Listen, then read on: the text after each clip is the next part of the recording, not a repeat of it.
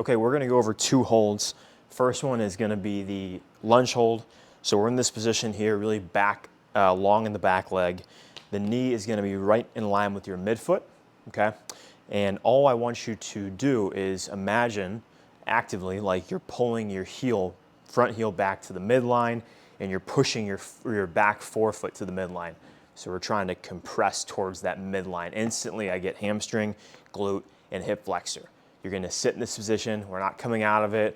We're not getting lower. We're just sitting once again in kind of this 90-degree position, and you're gonna hold. We're gonna go a minute or as best as you can, or as far as you can into that minute. Okay, I do want you to accumulate a minute. So if you only get 30 seconds, quickly come right back into it and hold 30 seconds more, okay?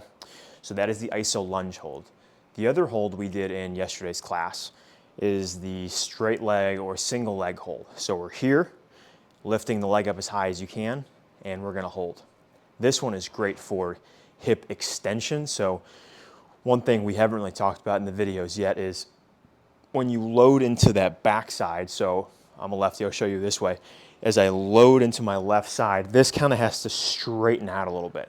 I'm still quote unquote bent, but it has to be a little bit of an extension in the hip as I wind in. Why? Is because as I wind this way, so I'll show you from this vantage point.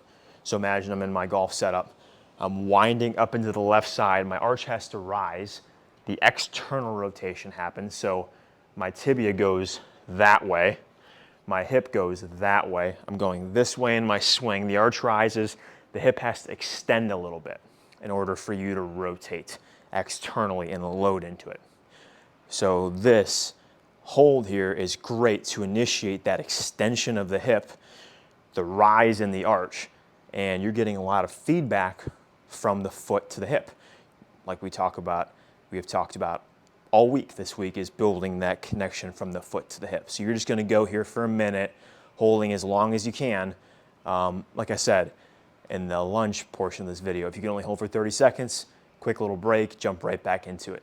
So really quickly, the holds are important. Why? Is because they are a simple way, number one, to stretch out the body, and they're also a simple way and a body weight way to build that neuromuscular connection, that mind-muscle connection from the foot to the hip in a position where the muscles aren't lengthening at all. So they're tough because you can't hide anywhere.